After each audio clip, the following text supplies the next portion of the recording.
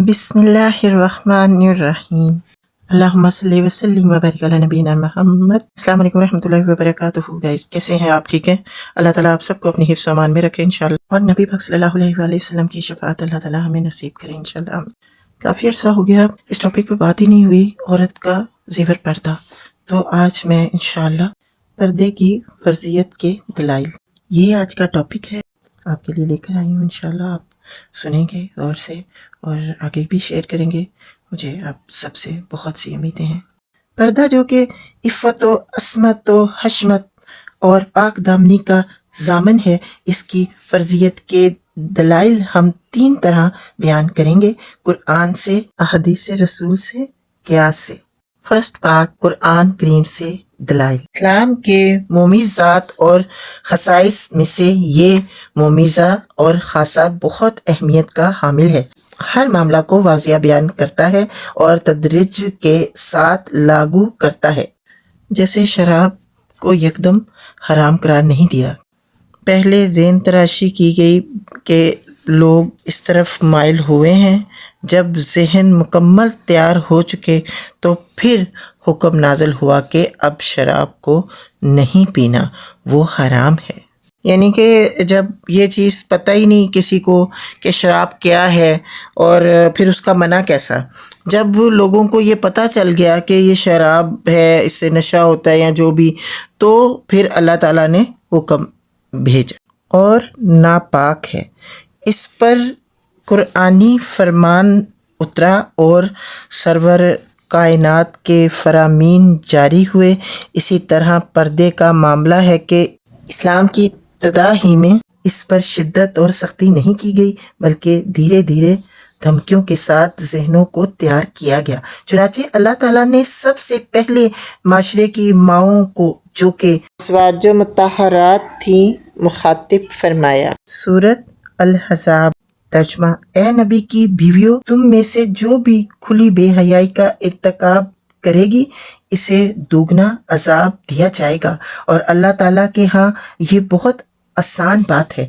तो बेहयाई का इर्तिकाब वही औरत कर सकती है जो हया से फारग हो, और हया की ज़मानत पर्दे में छुपी है। फिर इस बेहयाई की तवज्जो दिलाई ताकि मामला दिलो दिमाग में रासख हो जाए।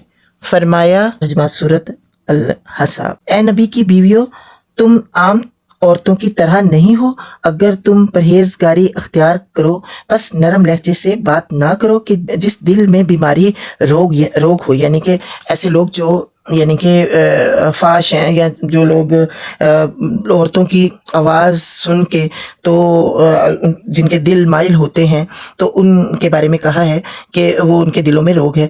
वो कोई मरातमा ख्याल करे, और हाँ, अच्छी बात कहा करो, मकबूल बात कहा करो। ये मर्द के दिल में कोई ऐसा ख्याल भी ना आए, उसकी नरम आवाज़ की वजह से उसका दिल माइल ना हो, और बात सख्त लहजे में लेकिन अच्छी बात करनी, गाली गलौज तक बात नहीं जानी चाहिए। आगे बताया, यहाँ भी अज़वाजे मोहतरात को मुखातब करके पूरी उम्मत मुस्लिमा को समझाना और तंबिया करना है कि औरत के वजूद के अंदर और ख़ुसूसन आवाज़ में फितरी दिलकशी, नरमी, नज़ाकत है, जो मर्द को मकनातीसी पादर की तरह अपनी तरफ खींच लेती है। बात करते वक्त आवाज़ में किसी किस्म की लताफत तो लूच ना हो। मुबादा के कल्बी और रूहानी मरीज़ इसको अपने लिए नरम गोशा और ग्रीन सिग्नल समझें, इसलिए बात में कदरे सख्ती हो, जो बिल्कुल गाली गलौज और गंदगी ऐशो से पाक हो। फिर इसके बाद फौरन इस नुस्खा कीमिया की तरफ तवज्जो मबजूल करवाई, जिससे तमाम फितनों की जड़ उखड़ जाती है। सूरत अल-अहज़ाब। तर्जुमा, ए नबी की बीवियों, अपने घरों में करार से रहो और कदीम जहालत के ज़माने की तरह अपने बनाओ सिंगार का इजहार ना करो, और नमाज अदा करती रहो और ज़कात देती रहो, और अल्लाह और इसके रसूल सल्लल्लाहु अलैहि वसल्लम की फरमाबरदारी करती रहो। अल्लाह मालिकुल मुल्क यही चाहते हैं। ए नबी की घर वालियों के तुमसे تمام علائشوں گندگیوں کو دور کر دے اور تمہیں خوب پاک صاف کر دے۔ اللہ تعالیٰ یہ چاہتے ہیں کہ تمام گندگیاں نبی صلی اللہ علیہ وسلم کی بیویوں سے دور رکھی جائیں اور انہیں پاک صاف رکھا جائے۔ یہاں دوسری آیت میں قول کی نرمی سے منع کیا گیا تھا، کیونکہ اگر بات نرم نہیں ہوگی تو پھر اس بات کے مفاسد زنا کاری، فحش و یاری تحقق نہیں ہو سکتی، یعنی کہ یہ جو فحشی زنا یہ چیزیں نہیں ہو سکتی اگر لہجے میں نرمی نہ ہو۔ پھر تیسری آیت مبارکہ میں گھر میں قرار پکڑنے کا حکم دیا گیا ہے، کیونکہ گھر میں بیٹھنا اس کے لیے اللہ تعالیٰ کی رحمت کے قریب ہونا ہے اور شیطانی ہتھ گھنڈوں سے بعید ہونا ہے، یعنی کہ دور ہونا ہے۔ جیسا کہ عبداللہ بن مسعود رضی اللہ عنہ روایت کرتے ہیں کہ اللہ کے رسول صلی اللہ علیہ وآلہ وسلم نے فرمایا، ترجمہ: عورت پردے کا نام ہے، جب یہ اپنے گھر سے نکلتی ہے تو شیطان اس کو جھانکتا ہے فتنہ میں ڈالنے کے لیے، اور اللہ کی رحمت کے قریب یہ اس وقت ہوتی ہے جب یہ گھر کے اندر ہو۔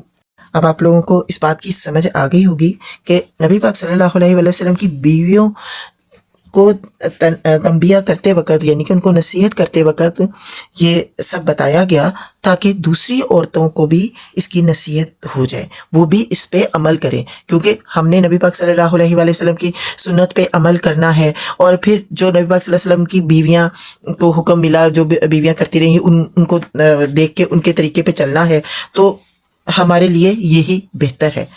لیکن ہم لوگ نہ تو اس بات پہ غور کرتے ہیں، نہ اس کو پڑھتے ہیں، نہ سمجھنا چاہتے ہیں، نہ سننا چاہتے ہیں، بس اپنی زندگی کو اپنے طریقے سے گزار رہے ہیں۔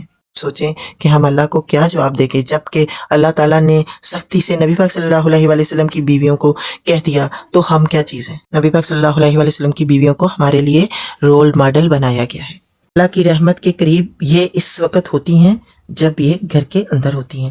آگے پڑھتی ہوں۔ چنانچہ شیخ الاسلام ابن تیمیہ رضی اللہ عنہ فرماتے ہیں کہ واجب ہے کہ عورت کو حفاظت کے ساتھ رکھا جائے، اسی لیے پردے کو، زینت کو اسی کے ساتھ خاص کیا گیا ہے بخلاف مرد کے، اور لباس کے ساتھ رہنا ان کے حق میں واجب ہے، کیونکہ عورتوں کا ظہور فتنے کا سبب ہے۔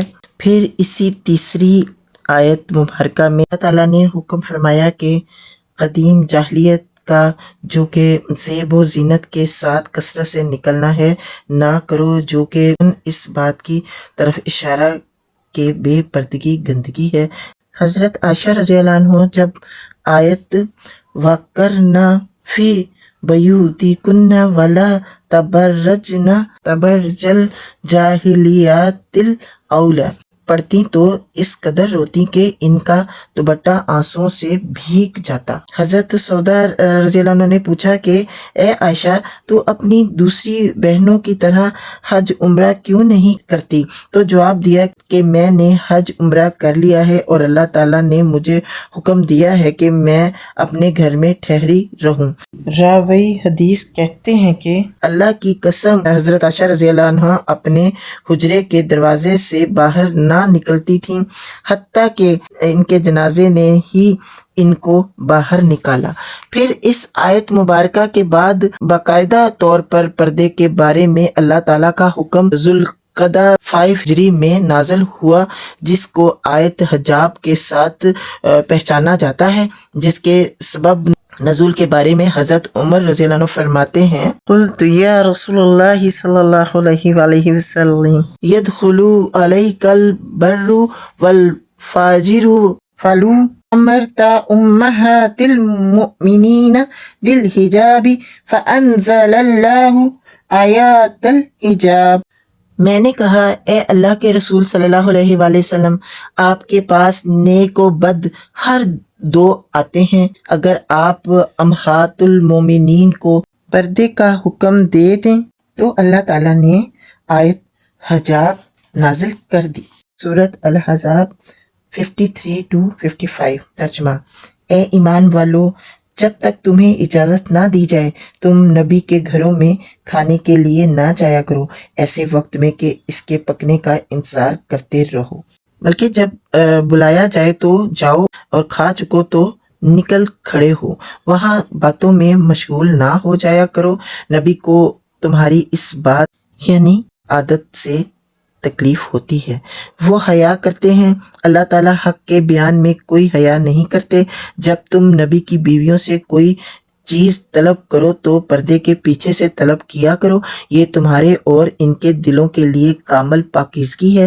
تمہارے لیے یہ جائز نہیں کہ تم رسول اللہ صلی اللہ علیہ وآلہ وسلم کو تکلیف دو، اور نہ ہی تمہارے لیے حلال ہے کہ تم اللہ کے نبی صلی اللہ علیہ وآلہ وسلم کے بعد ان کی بیویوں سے کبھی بھی نکاح کرو، بے شک یہ اللہ تعالیٰ کے ہاں بہت بڑا گناہ ہے۔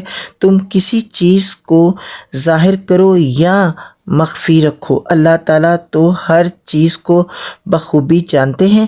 ان عورتوں پر کوئی گناہ نہیں کہ وہ اپنے باپوں، اپنے بیٹوں، بھائیوں، بھتیجیوں، بھانجوں، اپنی میل جول کی عورتوں اور ملکیت کے ماتحتوں اور لونڈی غلام کے سامنے ہوں، اور اے عورتوں اللہ تعالیٰ سے ڈرتی رہو، اللہ تعالیٰ یقیناً ہر چیز پر گواہ شاہد ہے۔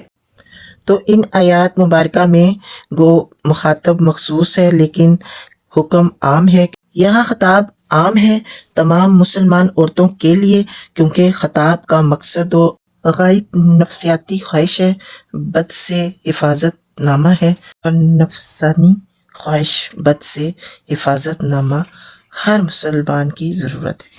خواص کو اس لیے مخاطب فرمایا تاکہ ان کے عمل سے امت المسلمین میں آگاہی اور شوق اتباع پیدا ہو۔ جب یہ آیت نازل ہوئی تو ازواج محترمات اور مسلمان عورتوں نے اپنے بدن سر سے پاؤں تک چھپا لیے اور اس زینت کو بھی چھپا لیا جو یعنی خود حاصل کی ہوئی جو فطرت کے علاوہ ہو۔ یہاں اگر کوئی اعتراض کرے کہ یہ پردہ تو نبی کی بیویوں کے ساتھ خاص ہے تو اس سے یہی کہا جائے گا کہ خطاب مومنین کو ہے، یا ایھا الذین آمنوا، اور آگے جا کر اللہ تعالیٰ نے فرمایا وَنِسَاءُ الْمُؤْمِنِينَ، تو مراد تمام مسلمان ہیں۔ اگر یہ نبی کی بیویوں کے ساتھ خاص کر دی تو لازم آئے گا کہ اجازت لینا بھی ان کے ساتھ خاص ہے۔ اب اجازت لینے کی ضرورت نہیں، ہر گھر میں بغیر اجازت کے گھس جانا چاہیے، لیکن اس بات کا کوئی بھی قائل نہیں۔